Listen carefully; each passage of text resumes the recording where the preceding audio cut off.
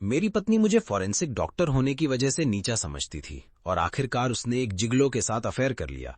तलाक की उसी रात मैं सीधे उस जिगलो की मंगेतर के साथ सो गया।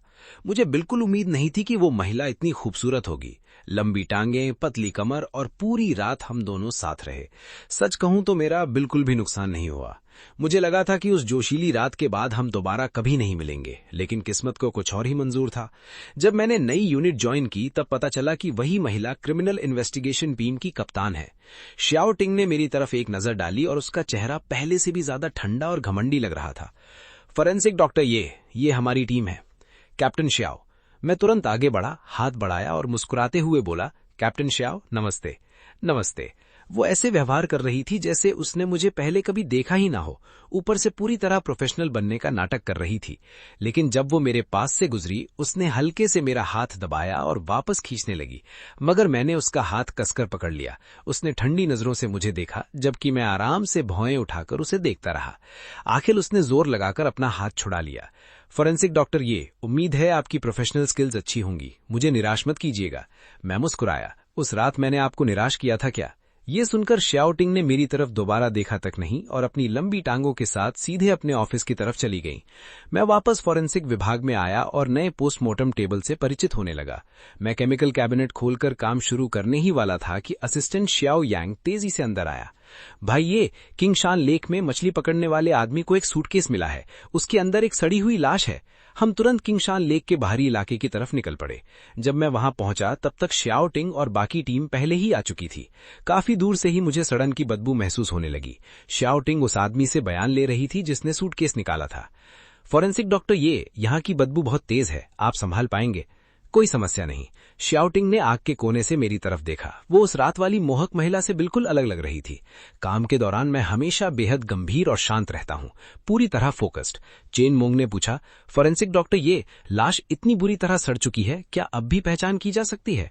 मैंने निरीक्षण करते हुए जवाब दिया, पीड़िता महिला है, उम्र लगभग 40 से 45 साल, लंबाई करीब 160 से 165 सेंटीमीटर। मृत्यु को कम से कम 1 साल हो चुका है। मृत्यु का सटीक कारण पोस्टमार्टम रूम में विस्तृत जांच के बाद ही पता चलेगा। सिस्टमैटिक ऑटोप्सी और टॉक्सिकोलॉजी टेस्ट के बाद ही अंतिम निष्कर्ष निकलेगा। चेन मोंग ने तुरंत हाइड्रोलॉजी ब्यूरो से संपर्क किया। पिछले 1 साल में किंगशान लेक में जल प्रवाह और जल स्तर में हुए बदलावों का डेटा निकालो। हमें ये पता लगाना है कि लाश कब और कहां फेंकी गई थी। श्याओ हे को आदेश मिला, पिछले 1 साल में शहर से गायब हुई महिलाओं की सूची निकालो, उम्र और लंबाई के आधार पर फिल्टर करो और इस सूटकेस की उत्पत्ति की भी जांच करो। सब लोग अपने अपने काम में लग गए। दोपहर को श्याओ टिंग फॉरेंसिक लैब में आई। कुछ मिला? हाँ। मैंने रिपोर्ट उसकी तरफ बढ़ाई। पीड़िता का पहले गला दबाया गया जब तक वो बेहोश नहीं हो गई। इसके बाद हत्यारे ने किसी भारी मुंड वस्तु से उसके सिर पर हमला किया, जिससे गंभीर क्रेनियल इंजरी हुई और उसकी मृत्यु हो गई। हाइयोइड बोन और थायराइड कार्टिलेज दोनों में चोट के निशान हैं। ये साबित करता है कि मरने से पहले उसे हिंसक रूप से प्रताड़ित किया गया था। लेकिन हड्डियों का टूटना इतना गंभीर नहीं था कि सिर्फ घुटन से मौत हो जाए। मैंने खोपड़ी की तरफ इशारा किया। यहाँ देखिए, हड्डियों के टूटे हुए टुकड़े अंदर की तरफ धसे हुए हैं। इसका मतलब है कि मौत से पहले उसके सिर पर बार बार वार किया गया।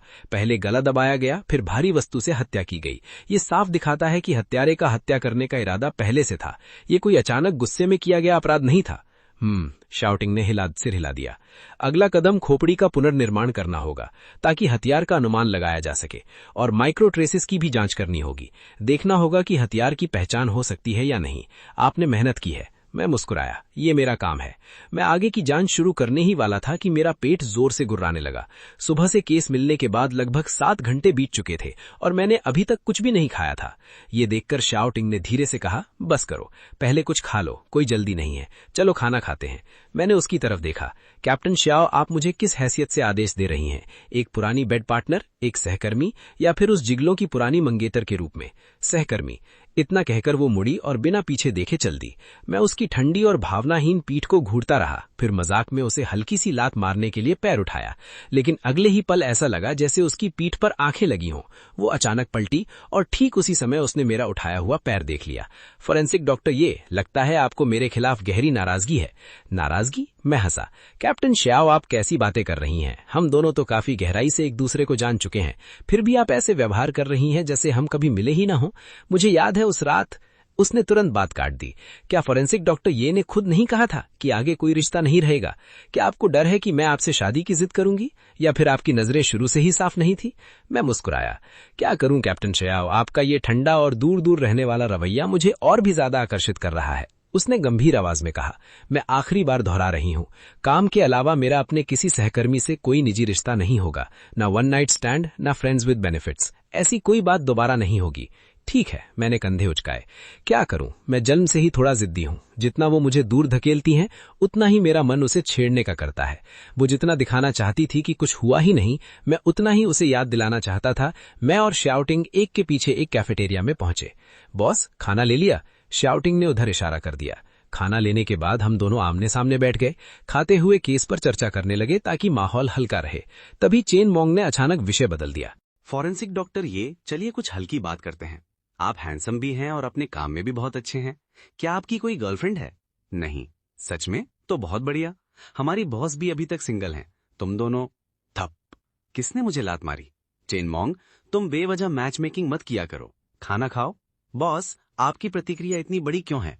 कहीं आपको अभी भी अपने पुराने मंगेतर से प्यार तो नहीं है? सच कहूं तो वो आदमी शुरू से ही बड़ा दिखावटी लगता था।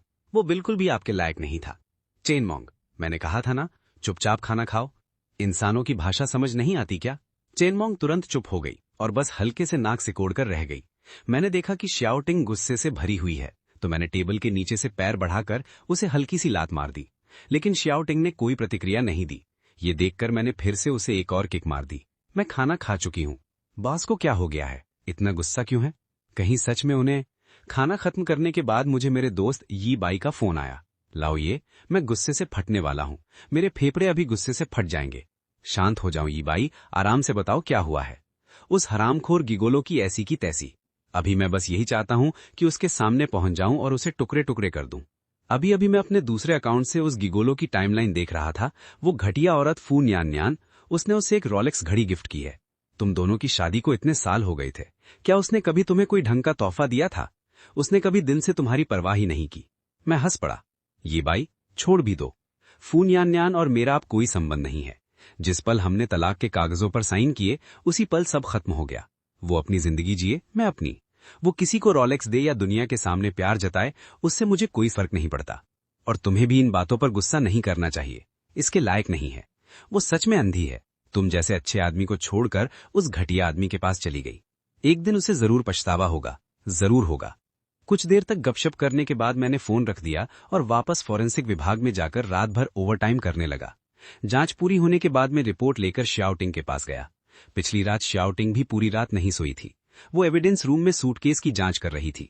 इस सूटकेस की सामग्री और पुरानी निर्माण तकनीक को देखकर लगता है कि ये कई दशकों पहले किसी छोटे वर्कशॉप या पुराने हार्डवेयर कारखाने में हाथ से बनाया गया होगा। श्याव है, शहर और आसपास के इलाकों में जांच करो कि पहले कौन कौन से पुराने हार्डवेयर कारखाने ऐसे सूटकेस बनाते थे, खासकर वो जो बंद हो चुके हैं या अपना व्यवसाय बदल चुके हैं। जी कैप्टन श्याव। श्याव हे बाहर निकला और मुझे देखकर बोला, फॉरेंसिक डॉक्टर ये, आप आ गए? क्या आप कैप्टन श्याव से मिलने आए हैं? शाओटिंग ने मुड़कर मेरी तरफ देखा। मैं आगे बढ़ा और रिपोर्ट उसके हाथ में दे दी। ये रात भर की मेहनत का प्रारंभिक परिणाम है। बोलिए।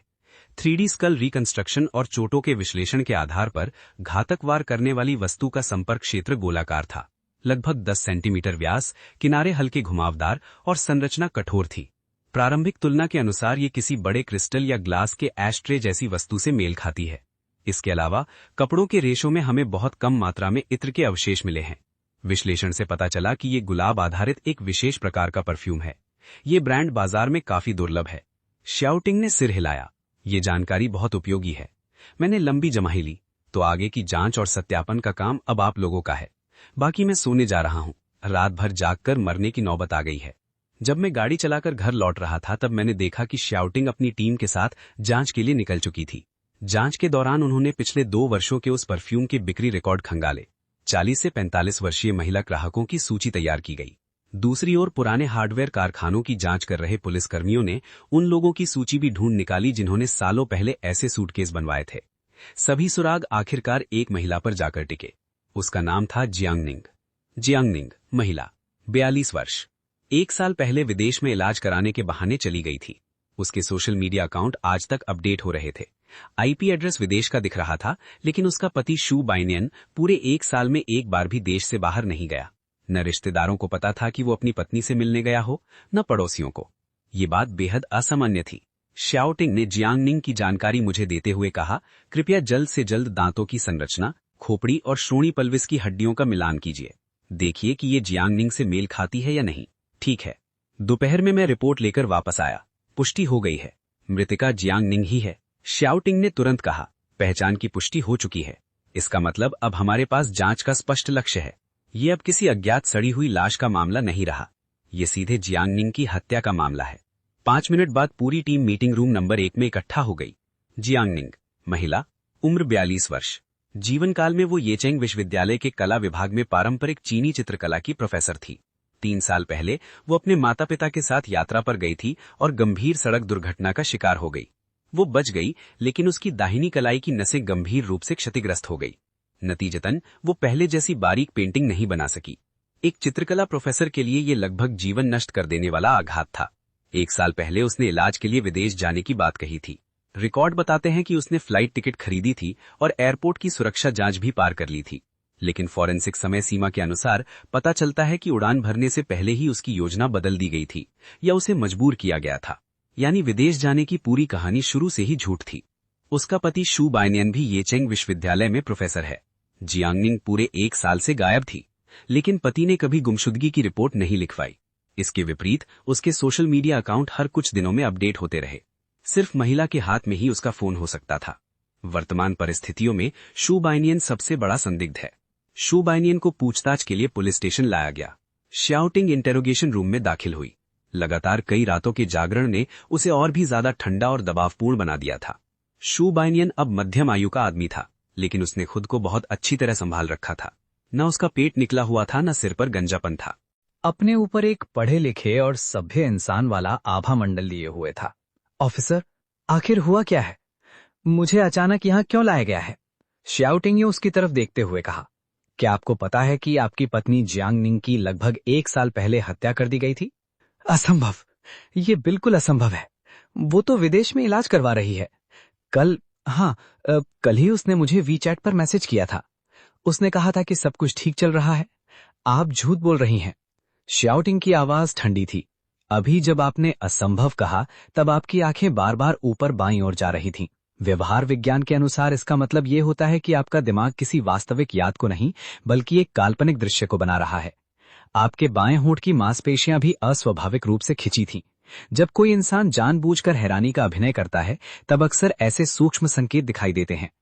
आपकी हैरानी अभिनय थी। मैं सच में नहीं जानता कि आप क्या कह रही हैं। आंखों की हरकत कैसी, होठों की मांसपेशियां कैसी। मैं बस बहुत ज्यादा सदमे और दर्द में हूं। मेरी पत्नी के साथ कुछ हुआ है। मुझसे ज्यादा दुखी कोई नहीं हो सकता। आप कैसे सिर्फ इन बातों के आधार पर मुझ पर आरोप लगा सकती हैं? श्याओटिंग ने सीधे पूछा। आपने कहा कि जियांगनिंग लगातार आपसे संपर्क में थी। क्या आप दोनों ने कभी वीडियो कॉल की? हु बाइनियन चुप हो गया। श्याओटिंग आगे बोली, मैं आपसे पूछती हूं, आपको किस आधार पर यकीन है कि दूसरी तरफ जो व्यक्ति आपसे बात कर रहा था वो वास्तव में जियांगनिंग ही थी? अगर वो सचमुच विदेश में इलाज करवा रही थी तो पूरे 1 साल में आपने एक बार भी विदेश जाने की कोशिश क्यों नहीं की? एक बार भी उसे देखने नहीं गए? एक बार भी वीडियो कॉल करने की कोशिश नहीं की? क्या ये सामान्य बात लगती है? हु बाइनियन ने धीरे से सर झुका लिया। ऑफिसर, 3 साल पहले जो दुर्घटना हुई थी, उसके बाद वो पूरी तरह बदल गई थी। जब भी मैं उसके करीब जाने की कोशिश करता, वो मुझे दूर भगा देती। मैं बहुत चिंतित था, लेकिन उसके चेहरे पर जो निराशा थी, उसे देखकर मुझे डर लगता था कि अगर मैंने कुछ और कहा तो शायद उसके जीने की आखिरी उम्मीद भी खत्म हो जाएगी। जिस दिन वो गई थी, मैं खुद उसे एयरपोर्ट छोड़ने गया था। मैंने अपनी आंखों से उसे सुरक्षा जांच पार करते देखा था। अगर मुझे पता होता कि बात यहां तक पहुंच जाएगी तो मैं उसे हर हाल में रोक लेता या उसके साथ चला जाता। श्याओटिंग के चेहरे पर कोई परिवर्तन नहीं आया। उसने सूटकेस से जुड़ी फाइल निकालकर हु बाइनियन के सामने फेंक दी। ये सूटकेस 30 साल पहले जियांगनिंग के पति ने अपने औधे सिक्के के पुराने हार्डवेयर कारखाने में विशेष रूप से बनवाया था। ये उसकी शादी के दहेज का हिस्सा था। ये सूटकेस हमें चिंगशान लेक की तलहटी से मिला और इसके अंदर जियांगनिंग की सड़ी हुई लाश थी। ये सूटकेस आपके घर से गायब हुआ था। क्या आप मुझे ये कहने वाले हैं कि आपको इसके बारे में कुछ भी नहीं पता था? जब जियांग निंग घर पर नहीं थी तब ये सूटकेस कहाँ गया था? शायद कहीं रखा हुआ होगा, या शायद मैंने ध्यान नहीं दिया होगा। मैं सच में नहीं जानता। मैं हमेशा यही सोचता रहा कि मेरी पत्नी जिंदा है, और अब आप लोग अचानक मुझे बता रहे हैं कि वो मर चुकी है और उसकी लाश उसी सूटकेस में मिली है। इस समय मुझसे ज्यादा सदमे में कोई नहीं है। मैं उससे प्यार करता था। निंग निंग की जान मेरी अपनी जान से भी ज्यादा कीमती थी। मैं उसे नुकसान कैसे पहुंचा सकता हूं? अगर मेरे मन में कभी भी उसे नुकसान पहुंचाने का विचार आया हो तो मुझे बुरी मौत मिले, लेकिन उनके पास अभी तक ठोस सबूत नहीं थे। विशेष अनुमति के बावजूद वे उसे केवल 48 घंटे तक ही हिरासत में रख सकते थे। इसका मतलब था कि अगले 48 घंटों के अंदर उन्हें सबसे मजबूत सबूत ढूंढना ही होगा। इसी बीच श्याओटिंग और ट्रेन मोंग येचेंग यूनिवर्सिटी पहुंचे। वे जियांग निंग और हु बाइनियन के सहकर्मियों और वरिष्ठ अधिकारियों से मिले। वे दोनों हमारे विश्वविद्यालय के आदर्श दंपति माने जाते थे। प्रोफेसर हु का परिवार काफी गरीब था। सुना है कि उनकी पढ़ाई जियांग निंग के परिवार की आर्थिक मदद से पूरी हुई थी। बाद में जब उनका करियर स्थिर हुआ तब उन्होंने प्रोफेसर जियांग से शादी कर ली। यहां तक कि जब उन्हें पता चला कि स्वास्थ्य कारणों से जियांग निंग के लिए बच्चे पैदा करना लगभग असंभव है, तब भी उन्होंने कभी शिकायत नहीं की। वे हमेशा उनके साथ बहुत अच्छा व्यवहार करते थे। हम सब ने अपनी आंखों से देखा है। दूसरी तरफ श्याओ हे पड़ोसियों के बयान इकट्ठे कर रहा था। अरे ऑफिसर, हु बाइनियन जैसे आदमी बहुत कम मिलते हैं, एकदम आदर्श पति। जियांग निंग के परिवार की दुर्घटना के बाद और उसकी कलाई खराब होने के बाद उसका स्वभाव पूरी तरह बदल गया था। वो अक्सर घर में चीजें तोड़ती थी और प्रोफेसर हु पर चिल्लाती रहती थी। बहुत बुरी बुरी बातें कहती थी। हमने खुद कई बार सुना है। पुलिस स्टेशन लौटते समय ट्रेन मोंग गुस्से में बोली, ये हु बाइनियन सच में कमाल का आदमी है। विश्वविद्यालय में वो एक आदर्श पति है। पड़ोसियों की नजर में ऐसा आदमी जिसे चाहे जितना अपमानित करो वो कभी पलटकर जवाब नहीं देता। उसने एक परफेक्ट अच्छे पति का मुखौटा बना रखा है, शियाओटिंग ने गंभीर स्वर में कहा। और शायद यही वजह है कि किसी ने कभी उस पर शक नहीं किया। उसने तुरंत तकनीकी विभाग को फोन किया। जियांग निंग के सोशल मीडिया अकाउंट का आईपी ट्रेस करो। किसी ने निश्चित रूप से तकनीकी तरीके से उसकी लोकेशन विदेश दिखाने की कोशिश की है, लेकिन असली गतिविधियां शायद देश के अंदर से हुई हैं। जांच शुरू करो। फिर उसने ट्रेन मोंग की तरफ देखा। हु बाइनियन के विश्वविद्यालय रिकॉर्ड निकालो। खास तौर पर यह पता लगाओ कि उसने कभी कंप्यूटर साइंस या किसी तकनीकी विषय की पढ़ाई की थी या नहीं। उसी समय जब श्याओटिंग पुलिस स्टेशन के अंदर जाने वाली थी, उसकी नजर फूलों की क्यारी के पास खड़ी एक युवा लड़की पर पड़ी। उसकी आंखें रोने की वजह से लाल थीं। श्याओटिंग उसके पास गई और नरम स्वर में बोली, नमस्ते, मैं यहाँ काम करती हूँ। क्या आपको किसी मामले में मदद चाहिए? लड़की ने घबरा कर कहा, मैं येचेंग यूनिवर्सिटी की छात्रा हूँ। मैंने सुना है कि प्रोफेसर जियांग निंग की 1 साल पहले हत्या कर दी गई है। क्या ये सच है? कृपया मुझे बताइए कि ये सच नहीं है। श्याओटिंग ने पूछा, आप उनकी छात्रा हैं? जी, मेरा नाम शियाशिन रान है। मैं प्रोफेसर जियांग की रिसर्च स्टूडेंट हूँ। मेरे घर की हालत बहुत खराब थी। एक समय ऐसा आ गया था कि मेरे पास पढ़ाई छोड़ने के अलावा कोई रास्ता नहीं था। उसी समय प्रोफेसर जियांग ने चुपचाप मेरी ट्यूशन फीस भर दी थी। वो हमेशा मेरा हौसला बढ़ाती थीं। वो सच में बहुत अच्छी इंसान थी, एक बेहतरीन टीचर थीं। उनके साथ ऐसा कैसे हो सकता है? यहाँ आते जाते लोगों के बीच बात करना ठीक नहीं होगा। तुम मेरे साथ अंदर चलो, हम किसी शांत जगह बैठकर आराम से बात करते हैं। शियाओटिंग उस छात्रा को पुलिस स्टेशन के अंदर ले गई। उसे एक गिलास पानी देकर शांत होने का समय दिया गया। उसके बाद शियाओटिंग ने पूछा, मुझे अफसोस है कि मुझे तुम्हें ये बताना पड़ रहा है, लेकिन प्रोफेसर जियांग निंग की 1 साल पहले ही मौत हो चुकी थी। हम अभी इसी केस की जांच कर रहे हैं। अब मैं चाहती हूं कि तुम मुझे जितना हो सके उतनी विस्तार और सटीकता से बताओ। तुमने आखिरी बार प्रोफेसर जियांग निंग को कब देखा था और उस समय क्या हुआ था? छात्रा ने कुछ देर सोचा और बोली, उस समय यूनिवर्सिटी में फ्रांस जाने के लिए एक बहुत कीमती एक्सचेंज स्कॉलरशिप थी। प्रोफेसर जियांग मुझ पर बहुत भरोसा करती थी, इसलिए उन्होंने मुझे पूरे जोर से विभाग के सामने रेकमेंड किया था। असल में विभाग लगभग मुझे चुन ही चुका था, लेकिन बाद में पता नहीं क्या हुआ, चुने गए छात्रों की सूची अचानक बदल गई। प्रोफेसर शू ने एक छात्रा लिन थियान थियान की सिफारिश कर दी। आखिरी बार मैंने प्रोफेसर जियांग को उसी दिन देखा था। वो और प्रोफेसर शू इसी एक्सचेंज प्रोग्राम को लेकर बहुत भयानक तरीके से झगड़ रहे थे। शियाओटिंग ने तुरंत पूछा, लिन थियान थियान यानी वही लड़की जिसने तुम्हारी एक्सचेंज सीट छीन ली थी, वो प्रोफेसर शू की छात्रा थी? हाँ। उसकी पढ़ाई कैसी थी और उसका प्रोफेसर जियांग के साथ रिश्ता कैसा था? शिया शिनरान ने आंसू पोंछे। मेरे ग्रेड पूरे बैच में नंबर 1 थे, जबकि लिन थियान थियान मुश्किल से टॉप 20 में आती थी। लेकिन सिर्फ इसलिए क्योंकि प्रोफेसर शू ने उसकी सिफारिश की थी, आखिर में वही एक्सचेंज छात्रा चुनी गई। उस दिन मैं पेंटिंग रूम में थी। मुझे याद है कि प्रोफेसर जियांग बहुत ज्यादा गुस्से में थी। उन्होंने प्रोफेसर शू पर चिल्लाते हुए सुना था। उन्होंने कहा था, हु बाइनियन, अगर तुमने लिन थियान थियान को भेजा तो मैं तुम्हें पूरी तरह बर्बाद कर दूंगी। शियाओ टिंग की आंखें चमक उठी। बहुत अच्छा, तुमने हमें बहुत महत्वपूर्ण सुराग दिया है, धन्यवाद। शिया शिनरान ने धीमी आवाज में पूछा, ऑफिसर, क्या मैं प्रोफेसर जियांग को आखिरी बार देख सकती हूँ? मैं उन्हें अंतिम विदाई देना चाहती हूँ। शियाओ टिंग ने जवाब दिया, फिलहाल केस की जांच चल रही है, लेकिन जब समय आएगा तब तुम उनकी छात्रा के रूप में उन्हें विदाई दे सकती हो। धन्यवाद ऑफिसर, मुझे उम्मीद है कि आप लोग जल्द से जल्द सच का पता लगा लेंगे ताकि प्रोफेसर जियांग को शांति मिल सके। शिया शिनरान के जाने के बाद शियाओ टिंग ने सोंगचिंग को बुलाया। सोंगचिंग, तुरंत जांच शुरू करो। येचिंग यूनिवर्सिटी की छात्रा लिन थियान थियान के बारे में सारी जानकारी चाहिए, उससे जुड़ी हर चीज। उधर पूछताछ कक्ष में शियाओ टिंग को अंदर आते देखकर हु बाइनियन ने धीरे से अपनी पलकें उठाई। ऑफिसर शियाओ, लगता है आपको फिर से मेहनत करनी पड़ रही है, लेकिन अगर मुझे सही याद है तो अब 48 घंटे पूरे होने में सिर्फ 1 घंटा बाकी है और अभी तक आपको मेरे खिलाफ कोई सबूत नहीं मिला है। अगर इसके बाद भी आपने मुझे रोके रखा तो ये अवैध हिरासत होगी। मेरा वकील रास्ते में है, जब मैं बाहर निकलूंगा तो आप लोगों की शिकायत जरूर करूंगा। शियाओ टिंग बिना किसी भाव के उसके सामने बैठ गई। जब आप सबसे मुश्किल दौर में थे तब जियांग निंग के माता पिता ने आपकी पढ़ाई का खर्चा उठाया था। जब आपके पास कुछ नहीं था तब जियांग निंग ने आपका साथ चुना था। उसने सालों तक आपका सहारा बनकर साथ दिया, यहां तक कि उसने अपनी पहचान तक छोड़ दी। हु बाइनियन, क्या उसका अंतिम अंजाम यही होना चाहिए था कि आप उसे मार डालें और उसके शव को एक सूटकेस में भरकर झील की तलहटी में फेंक दें? क्या आपको जरा भी पछतावा नहीं है? वो फिर से मासूम चेहरा बनाने लगा। ऑफिसर शियाओ, मुझे सच में समझ नहीं आ रहा कि आप क्या कह रही हैं। ये सच है कि मेरे सास ससुर ने मेरी मदद की थी और निंगी ने भी हमेशा मेरा साथ दिया था। मैं ये सब कभी नहीं भूला। इसी वजह से मैं उससे और भी ज्यादा प्यार करता था और उसकी कदर करता था। आज तक मैं नहीं समझ पाया कि उसके साथ आखिर हुआ क्या है। मुझसे ज्यादा दुखी यहाँ कोई नहीं है।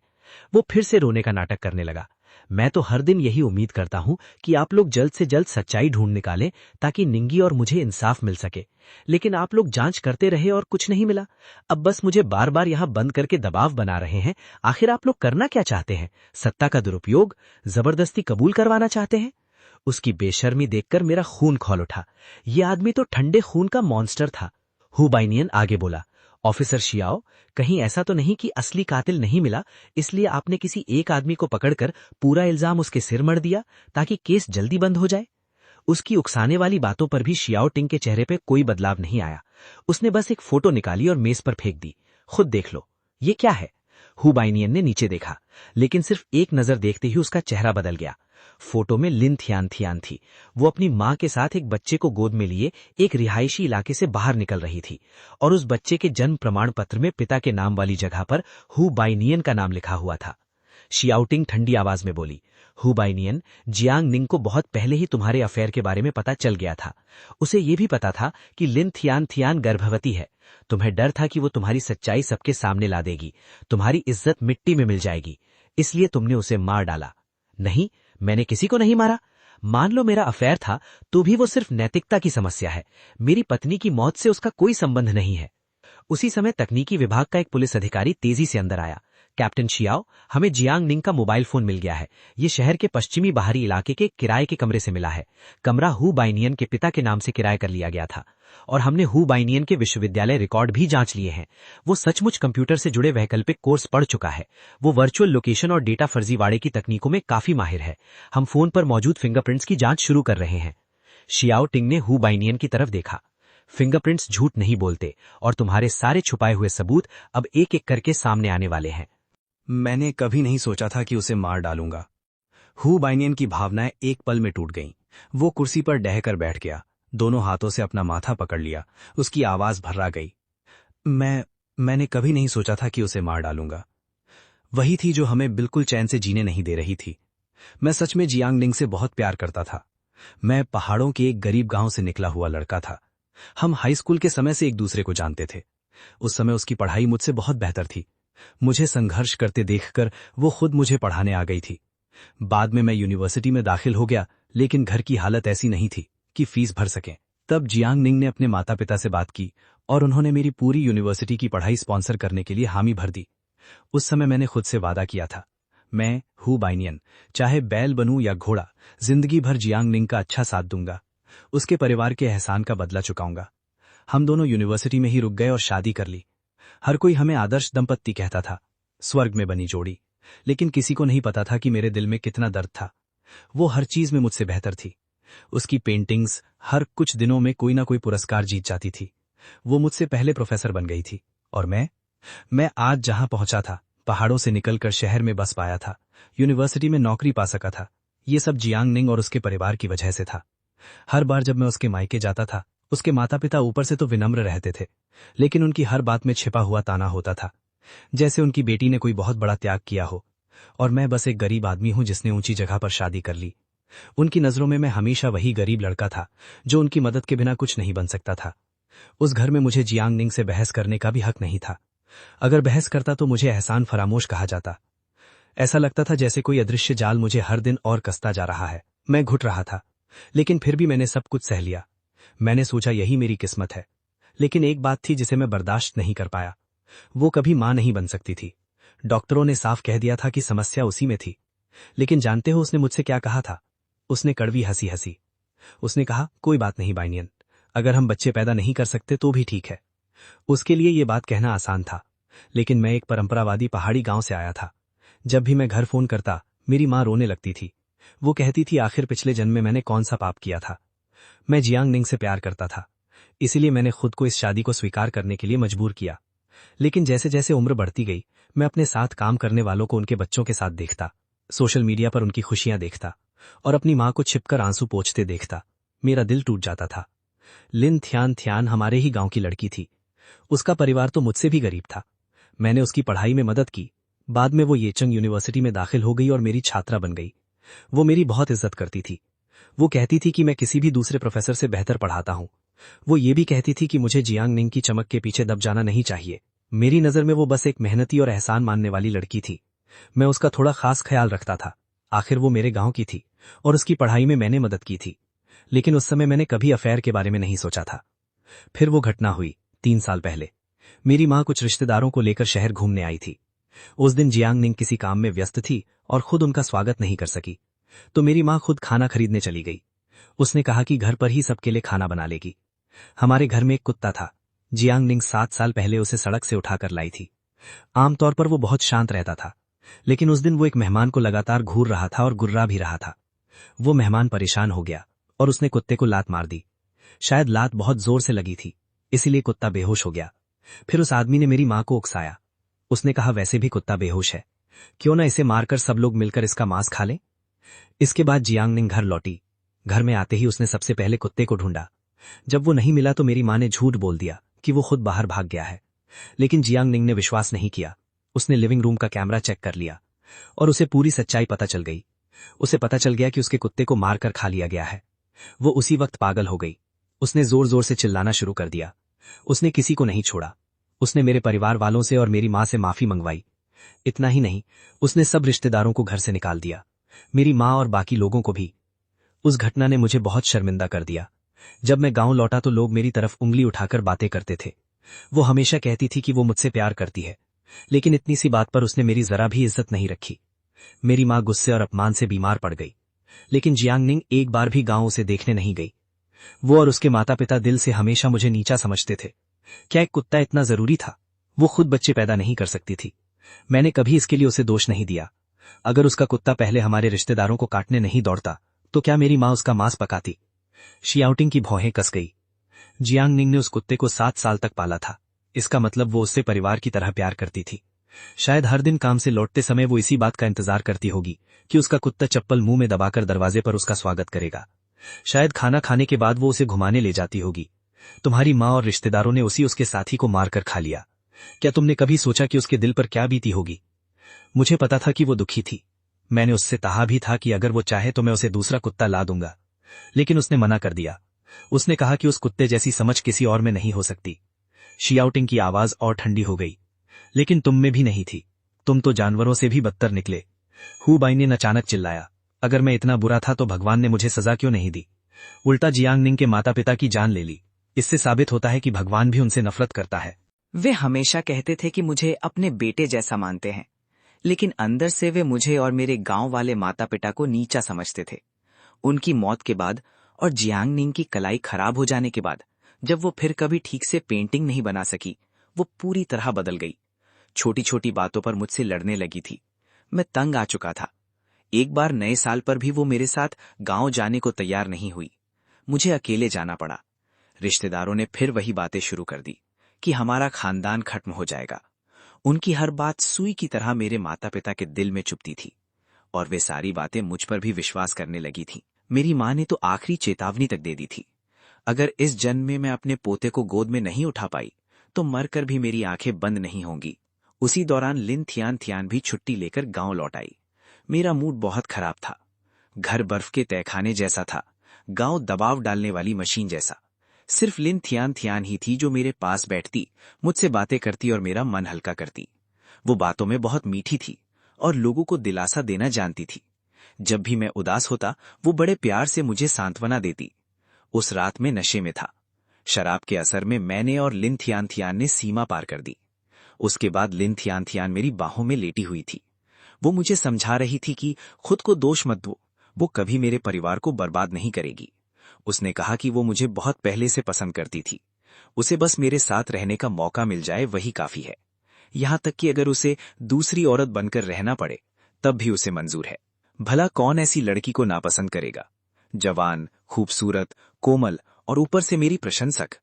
एक बार शुरुआत हुई तो दूसरी बार भी हुई, फिर तीसरी बार। मैं और लिन थियान थियान बड़ी सावधानी से सबकी नजरों से बचते रहे। उसने कभी मुझसे ज्यादा मांग नहीं की, बस चुपचाप मेरे साथ रहती रही। मैंने कभी तलाक लेने के बारे में नहीं सोचा। आखिर जियांग निंग और मेरी आदर्श दंपत्ति वाली छवि लोगों के दिलों में गहराई से बैठ गई थी। जियांग निंग के परिवार पर पहले ही इतनी बड़ी मुसीबत आ चुकी थी। अगर मैं उस समय उसे छोड़ देता तो लोग मुझे बेवफा कहते। मैं चाहता था कि बाहर मेरी इज्जत बनी रहे और घर के अंदर भी सब चलता रहे। लिन थियान थियान मेरी शिक्षिका थी, किसी को हमारे रिश्ते पर शक भी नहीं होता। इस तरह 2 साल बीत गए, लेकिन हमेशा आज्ञाकारी रहने वाली लिन थियान थियान अचानक पहले से कहीं ज्यादा साहसी हो गई। एक दिन जब जियांग निंग बिजनेस ट्रिप पर गई हुई थी, वो चुपके से हमारे घर आ गई। उसने जियांग निंग का नाइट गाउन पहना रखा था, जियांग निंग का परफ्यूम लगाया हुआ था और उसी बिस्तर पर लेटी थी जिसे जियांग निंग ने खरीदा था। वो मेरा इंतजार कर रही थी। उसने कहा, चोरी छिपे मिलने का मजा ही कुछ और है। हर पल पकड़े जाने का डर सबसे बड़ा रोमांच देता है। और सच कहूं तो उसने जो कहा था वो गलत नहीं था। छुपकर किए जाने वाले रिश्ते का रोमांच मुझे पूरी तरह डुबो चुका था। जैसे ही जियांग निंग घर से बाहर जाती, मैं लिन थियान थियान को बुला लेता। जियांग निंग ने लिविंग रूम में कैमरे लगाए हुए थे, लेकिन मुझे कंप्यूटर की अच्छी जानकारी थी। हर बार जब लिन थियान थियान आती, मैं कैमरे का प्रोग्राम बदल देता ताकि जियांग निंग को कोई असामान्यता दिखाई न दे। लेकिन सच हमेशा छिपा नहीं रहता। जियांग निंग को दुर्लभ परफ्यूम इकट्ठा करने का शौक था। एक बार लिन थियान थियान उसके परफ्यूम में से एक अपने साथ ले गई। जियांग निंग ने उसे बहुत ढूंढा, लेकिन वो नहीं मिला। बाद में जब लिन थियान थियान मेरे ऑफिस आई तो उसके इस्तेमाल किए हुए उसी परफ्यूम की खुशबू मेरे कपड़ों पर रह गई। जियांग निंग ने वो खुशबू पहचान ली, लेकिन उसने उसी समय मुझसे कुछ नहीं पूछा। शांत स्वर में उसने कहा कि उसे बिजनेस ट्रिप पर जाना है। मैंने समझा कि वो सच में बाहर जा रही है। उसी रात मैं लिन थियान थियान को घर ले आया, लेकिन मुझे क्या पता था कि जियांग निंग अचानक वापस लौट आएगी। उसने हमें रंगे हाथों पकड़ लिया। जियांग निंग ने गुस्से में मुझे और लिन थियान थियान दोनों को कई थप्पड़ मारे। मैं घुटनों पर गिर गया और उससे एक और मौका मांगने लगा। जियांग निंग ने मुझसे लिखित माफीनामा लिखवाया। उस समय सच में मेरा उसे मारने का कोई इरादा नहीं था, लेकिन तभी एक और मुसीबत आ गई। लिन थियान थियान गर्भवती हो गई। मेरी माँ को जब ये बात पता चली तो उसने आत्महत्या की धमकी दे दी। उसने मुझसे कहा कि चाहे कुछ भी हो, बच्चे को बचाना होगा। मेरे पास कोई रास्ता नहीं बचा, इसलिए मैंने दबाव में आकर लिन थियान थियान को एक्सचेंज स्टूडेंट बनवाने का इंतजाम किया ताकि वो विदेश जाकर बच्चे को जन्म दे सके। इसी बात को लेकर जियांग निंग और मेरे बीच बहुत भयानक झगड़ा हुआ। उसने खुलेआम धमकी दी कि वो मेरी पूरी जिंदगी बर्बाद कर देगी। उस दौरान जियांग निंग हमारे नए घर में नहीं रहती थी, वो पुराने घर में जाकर रहने लगी थी। मुझे डर था कि वो मेरे और लिन थियान थियान के रिश्ते का सच सबके सामने ले आएगी, इसलिए मैं उसे मनाने गया। लेकिन जब मैंने दरवाजा खोला तो देखा कि वो टीवी के सामने बैठी हुई थी। स्क्रीन पर मैं और लिन थियान थियान थे। हमारे निजी पलों की रिकॉर्डिंग चल रही थी। उसकी आंखों में सिर्फ नफरत थी। उसने मुझे घूरते हुए कहा, हु बाइनियन, सोचो अगर मैं ये वीडियो यूनिवर्सिटी की सालगिरह के बड़ी स्क्रीन पर चला दूं तो क्या होगा? तुम्हारा आदर्श पति वाला चेहरा, तुम्हारी सम्मानित प्रोफेसर वाली छवि, सालों से बनाई गई सारी प्रतिष्ठा एक ही दिन में खत्म हो जाएगी।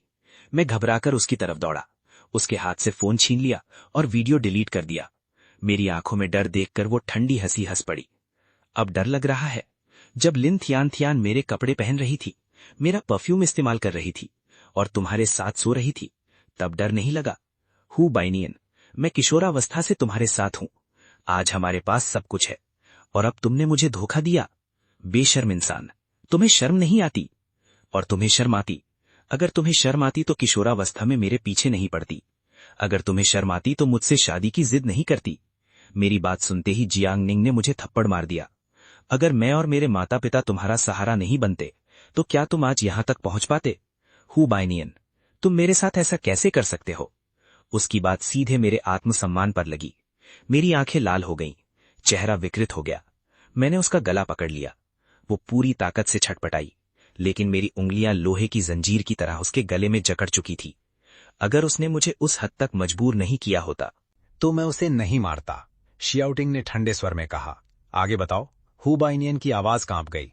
उसके बाद भी मेरा गुस्सा शांत नहीं हुआ। मैंने क्रिस्टल के फूलदान से उसके सिर पर कई बार वार किया। जब मुझे होश आया तब मुझे डर लगा कि सब कुछ उजागर हो जाएगा, इसलिए मैंने उसकी लाश सूटकेस में भर दी और जाकर फेंक आया। ये सब कबूल करने के बाद हु बाइनियन फूट फूट कर रोने लगा। उसकी चीखों में पश्चाताप, डर, नफरत और टूटन सब कुछ मिला हुआ था। उसने अपने ही हाथों उस इंसान को मार डाला था जो उसके साथ अंधेरे दिनों से उजाले तर चली थी।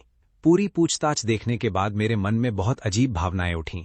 सच कहूं तो औरतों को कभी भी गरीबी हटाओ मिशन समझकर शादी नहीं करनी चाहिए। कई बार अपने से बहुत नीची स्थिति वाले आदमी से शादी करने का बदला एहसान नहीं बनता, वो उसकी आंख का कांटा बन जाता है और आखिर में वही एहसान नफरत, हीन भावना और विश्वासघात में बदल जाता है। खासकर ऐसे फीनिक्स मैन जैसे लोगों में, जिनका आत्मसम्मान आसमान छूता है लेकिन जो अपनी असली जगह कभी स्वीकार नहीं कर पाते। एक बार जब ऐसे लोग सफल हो जाते हैं तो वे अपने शुरुआती इरादों को तुरंत भूल जाते हैं। हु बाइनियन और जियांग निंग इसका सबसे बड़ा उदाहरण थे। जियांग निंग हर मायने में हु बाइनियन से बेहतर थी। उसका परिवार भी उससे कहीं ज्यादा अच्छा था। हु बाइनियन के दिल में बहुत पहले से ही असंतुलन और दबाव जमा हो चुका था और उसकी माँ भी ऐसी ही थी। पहाड़ों में रहने वाली एक पारंपरिक सोच वाली महिला जो अंधे आत्मविश्वास से भरी हुई थी। उसे लगता था कि उसका बेटा अपनी मेहनत से यूनिवर्सिटी तक पहुंचा और पहाड़ों से बाहर निकला। वो कभी जियांग निंग और उसके परिवार की मदद के लिए आभारी नहीं हुई, बल्कि उसे लगता था कि उसका बेटा दुनिया का सबसे महान इंसान है और जियांग निंग ही उसके बेटे से चिपकी हुई है। खासकर इसलिए क्योंकि जियांग निंग बच्चे पैदा नहीं कर सकती थी। इसी वजह से वो खुलेआम उस कुत्ते का मांस पका सकती थी जिसे जियांग निंग ने 7 साल तक पाला था, और फिर भी उसे लगता था कि उसने कुछ गलत नहीं किया। उसके लिए वो सिर्फ एक जानवर था। पूछताछ कक्ष से बाहर निकलते हुए शियाओटिंग ने टीम के सभी सदस्यों से कहा, हाल के दिनों में आप सबने बहुत मेहनत की है। आज कोई ओवरटाइम नहीं, सब लोग जल्दी घर जाकर आराम करो। मैं भी फॉरेंसिक विभाग लौटने के लिए अपना कार्ड स्वाइप करने ही वाला था। ऑफिस से निकलकर कुछ ही कदम चला था कि मैंने एक लंबे आदमी को शियाओटिंग की तरफ आते देखा। कैप्टन शियाओ, वो सू ई बाई था। वो एक इंटेलिजेंस इन्फॉर्मेशन सेंटर चलाता था। मेरे आने से पहले उसे पुलिस विभाग का सबसे हैंडसम आदमी कहा जाता था। अब तो भाई ये खिताब निश्चित रूप से डॉक्टर ये का हो गया है। ये फूल पत्ती वाले मजाक बंद करो। डॉक्टर ये सही कह रहे हैं। मैंने देखा कि सू ई बाई शियाओटिंग के साथ उसके ऑफिस में चला गया। सच कहूं तो वो वाकई बहुत लोकप्रिय थी। मुझे समझ नहीं आता था कि उसके मंगेतर ने उस पर कौन सा जादू कर दिया। इतने सारे चाहने वालों के बीच में भी वो सिर्फ उसी आदमी के प्रति वफादार रही, जबकि वो आदमी उसे बिल्कुल महत्व नहीं देता था। क्या सच में कैप्टन शियाओ के इतने सारे चाहने वाले हैं? बिल्कुल। सुई बाई का तो कहना ही क्या। जब भी वो कैप्टन को देखता है उसकी आंखों में गुलाबी दिल तैरने लगते हैं। पहले एक बहुत अमीर आदमी का अपहरण हो गया था, उसे हमारी कैप्टन ने बचाया था। उसके बाद वो अपनी जान बचाने का एहसान चुकाना चाहता था। हर दिन 99 गुलाब भेजता था और पूरे ऑफिस को दावत पर बुलाता था, लेकिन कैप्टन ने सीधे उसे चेतावनी दे दी, अगर फिर से परेशान किया तो उत्पीड़न का केस कर दूंगी। मैंने उस दृश्य की कल्पना की। वाकई ये बातें शियाओटिंग जैसी ठंडी और घमंडी महिला ही कह सकती थी। अरे शियाओ कियाओ, तुम अपनी कैप्टन को इतना मत सराहो, तुम भी काफी खूबसूरत हो। मौका मिला तो मैं तुम्हें किसी हैंडसम लड़के से मिलवाऊंगा। तो फिर पहले से ही धन्यवाद डॉक्टर। ये कार्ड स्वाइप करके छुट्टी करने के बाद मैं सुपरमार्केट चला गया। हाल में इतना व्यस्त था कि इस किराए के फ्लैट में आने के बाद अभी तक एक बार भी खुद खाना नहीं बनाया था। सामान का बैग लेकर मैं लिफ्ट में घुस गया। लिफ्ट का दरवाजा बंद ही होने वाला था कि अचानक बाहर किसी ने बटन दबा दिया। दरवाजा फिर से खुल गया। She outing. उसे देखते ही मेरी आंखों में आश्चर्य की चमक आई। वो मेरी तरफ देखना भी नहीं चाहती थी, इसलिए मैंने भी अनजान बनने का नाटक किया। वो अपना फ्लोर क्यों नहीं दबा रही? कहीं वो मेरे ही फ्लोर पर तो नहीं रहती? क्या उसे पहले से पता था कि मैं यहां रहता हूं? क्या उसने जानबूझकर मेरा पीछा किया? क्या उसने नहीं कहा भा कि वो सहकर्मियों को अपना पार्टनर नहीं बनाएगी? क्या नखरेबाज लड़की है। मैं 6ठी मंजिल पर रहता था। लिफ्ट वहां पहुंची तो मैं पहले बाहर निकला, लेकिन मेरी नजर लगातार शी आउटिंग पर थी और सचमुच वो भी मेरे पीछे बाहर आ गई। मैं कॉरिडोर में कुछ कदम चला और अचानक पलट गया। शी आउटिंग को बिल्कुल उम्मीद नहीं थी कि मैं अचानक मुड़ जाऊंगा। वो समय पर रुक नहीं पाई और सीधे मेरी छाती से टकरा गई। वो जल्दी से कुछ कदम पीछे हट गई। उसे इस तरह मुझसे बचते हुए देखकर मुझे गुस्सा भी आया और हंसी भी। मैंने हाथ का बैग नीचे रखा और उसकी तरफ बढ़ा। इस बार वो पीछे नहीं हटी। उसने सिर उठाकर मेरी तरफ देखा। तुम क्या कर रहे हो? मैंने उसकी आंखों में देखा। खिड़की से आती रोशनी उसके ठंडे चेहरे पर पड़ रही थी और न जाने क्यों मुझे उस रात की सारी बातें याद आने लगी। मैंने अनजाने में अपने होठों पर जीभ फेर ली। उसकी सुंदर भौहें हल्की सी सिकुड़ गईं। ये शैन, थोड़ा ढंग से रहो। मैंने उसकी आंखों में छिपी घबराहट को देखा। माफ करना, बस मुझे उस रात की याद आ गई। अगर उसका चेहरा बिल्कुल वही ना होता तो मुझे सच में लगता कि वो कोई दोहरी व्यक्तित्व वाली इंसान है। नाटक क्यों कर रही हो? क्या तुम मुझे ढूंढने नहीं आई थी? क्या तुमने नहीं कहा था कि सहकर्मियों को अपना पार्टनर नहीं बनाओगी? तो फिर मेरा पीछा करते हुए यहाँ क्यों आई? मैं मन ही मन खुश हो रहा था। लग रहा था कि कैप्टन शियाओ खुद मेरे दरवाजे तक आ गई हैं। मुझे छोड़ो। तभी मैंने देखा कि शियाओटिंग मेरे फ्लैट के ठीक सामने वाले फ्लैट के दरवाजे तक गई। उसने पासवर्ड डाला और अंदर चली गई। दरवाजा बंद हो गया। मैं वहीं पत्थर की तरह खड़ा रह गया। शियाओटिंग मेरा पीछा नहीं कर रही थी। वो तो शुरू से मेरे सामने वाले फ्लैट में रहती थी। मेरा दिमाग भनभना उठा। चेहरा शर्म से लाल हो गया। मैंने गहरी सांस ली, जमीन से अपना बैग उठाया और भागकर अपने फ्लैट में घुस गया। सीधे बाथरूम में जाकर ठंडे पानी से मुंह धोया। काफी देर जाकर चेहरे की गर्मी कम हुई। खाना खाते समय मैं अपने दोस्त यीबाई से चैट कर रहा था। खाने के बाद मैंने उससे मैसेज भेजा। लोग कहते हैं कि अच्छा प्यार इंसान को जवान बना देता है, लेकिन मुझे लगता है कि फोन यान तो खरपतवार मारने वाली दवा है। जो भी उसके पास जाएगा बदकिस्मत हो जाएगा। भाई तुम लाख बार सोच लेना, किसी एक घटिया औरत की वजह से दुनिया की सारी औरतों को मत कोसना। मैं अब ठीक हूं, मैंने सब समझ लिया है। औरत अगर सिर्फ खूबसूरत हो तो उसके साथ घूमना फिरना ठीक है, लेकिन शादी कर ली तो घाटा ही घाटा है। चिंता मत करो। तभी मेरी माँ का फोन आया। वीकेंड पर घर आकर खाना खा लेना। हाँ माँ, मुझे पता है, इस वीकेंड है ना? ठीक है, मैं आ जाऊंगा। फोन रखने के बाद मैं फिर से यीबाई को जवाब देने लगा, लेकिन अचानक मुझे कुछ अजीब लगा। जो मैसेज मैंने अभी भेजा था वो यीबाई की चैट में दिखाई नहीं दे रहा था। मैंने चैट से बाहर निकलकर देखा, ऑफिस वाले ग्रुप में 99 से ज्यादा नए मैसेज थे। मैंने ग्रुप खोला और देखते ही मेरा दिमाग सुन्न हो गया। मैंने वो मैसेज गलती से ऑफिस ग्रुप में भेज दिया था। अब उसे वापस लेने में भी देर हो चुकी थी। ग्रुप में सभी लोग मेरे मैसेज पर जोरदार चर्चा कर रहे थे। मैं शर्म से मरने वाला था।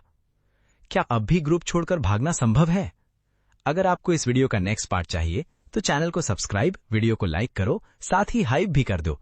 जितना ज्यादा हाइप होगा उतना जल्दी मैं नेक्स्ट पार्ट लाऊंगा।